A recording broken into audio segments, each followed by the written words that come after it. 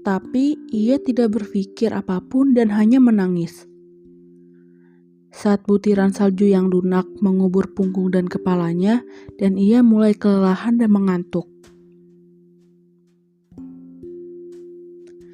Tiba-tiba, pintu dengan berderi terbuka dan membentur tubuhnya.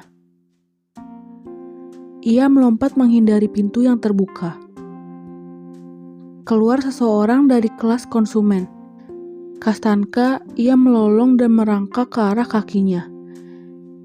Itu tidak luput dari perhatian orang asing ini dan kemudian membungkuk dan bertanya, anjing kecil, kamu dari mana? Apakah aku menyakitimu? Oh makhluk yang malang, jangan takut, kemari.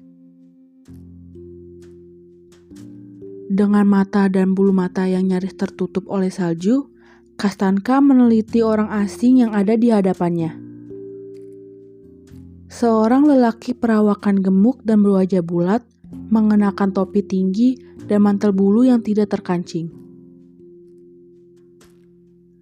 Mengapa kamu menangis? Lanjutnya sambil membersihkan salju dari punggung Kastanka dengan jari jemarinya. Di mana tuanmu? Apakah kamu tersesat? Ah, anjing kecil yang malang. Apa yang akan kita perbuat sekarang? Mendengar suara orang asing yang bersahabat, ia menjilati kakinya dan lanjut melolong minta dikasihani. Kamu anjing kecil yang lucu, kata orang asing. Kamu ini anjing atau rubah? Ah, tidak penting, ayo ikut. Mungkin kamu suatu saat akan berguna. Orang asing berjejak-jejak dengan lidahnya dan memberikan tanda dengan tangannya, yang bagi Kastanka hanya bermakna satu hal. Ikuti aku.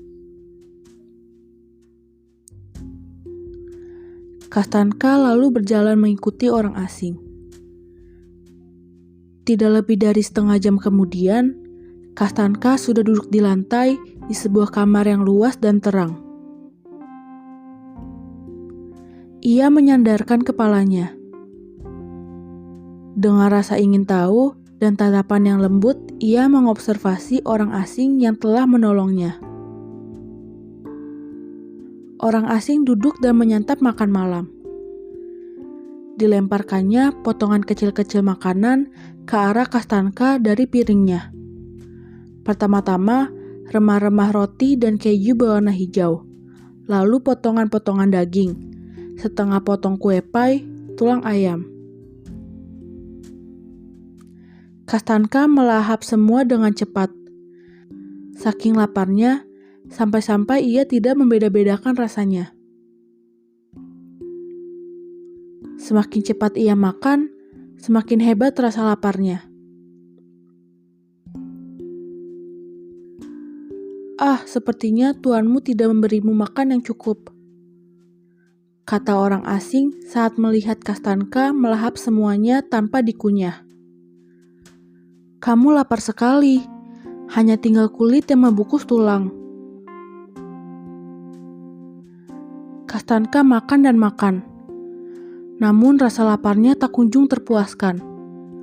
Makanan itu sepertinya hanya tertumpuk di perutnya. Setelah makan, ia berbaring-baring di ruangan, meluruskan kakinya. Tubuhnya terasa lunglai dan ekornya bergoyang-goyang. Orang asing duduk di sofa menghisap rokok. Kastanka menggoyang-goyangkan ekornya sambil mengajukan pertanyaan pada dirinya sendiri. Di mana yang lebih baik? Di tempat orang asing atau di rumah si tukang kayu? Di rumah orang asing, perabotannya sangat menyedihkan.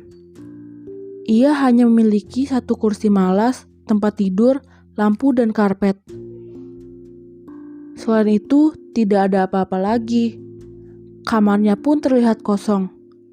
Sementara di tukang kayu, kamarnya penuh barang, meja kerja, serutan kayu, alat penyukur kayu, pahat, beragam jenis gergaji, kandang burung, ember kayu. Di sini tidak tercium bau apapun. Di rumah tukang kayu selalu tercium bau lem, pelitur, dan serutan kayu yang menyengat. Namun demikian, di rumah orang asing makanan selalu tersedia dan ia memberinya makan dengan senang hati. Kalau Kastanka duduk di depan meja makan dan memandang penuh harap padanya, orang asing tidak sekalipun memukulnya, tidak menendangnya, dan tidak pernah berteriak-teriak padanya, "Pergi ke sana binatang terkutuk." Selesai menghisap rokok, orang asing pergi keluar sebentar. Selang beberapa menit, ia kembali sambil menenteng matras kecil. "Sini, kemari, jangan takut," kata orang asing sambil membentangkan matras itu di pojokan dekat tempat tidurnya. "Kamu tidur di sini ya, anjing kecil." Orang asing mematikan lampu dan keluar kamar.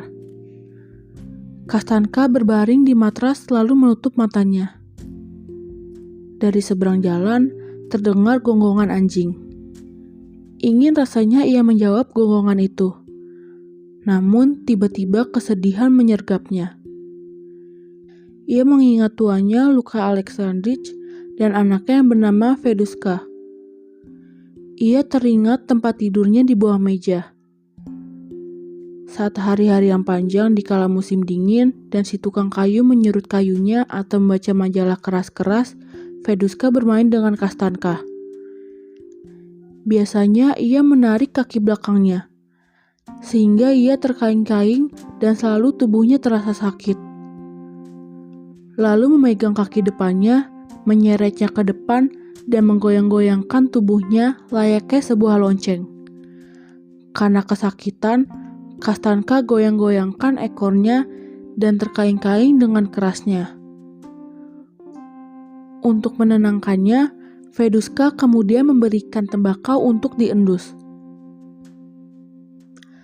Perilaku lain yang lebih parah adalah ketika Feduska memberikan Kastanka sepotong daging. Saat daging itu ditelan, Feduska akan menarik potongan daging itu secara paksa dari kerongkongannya.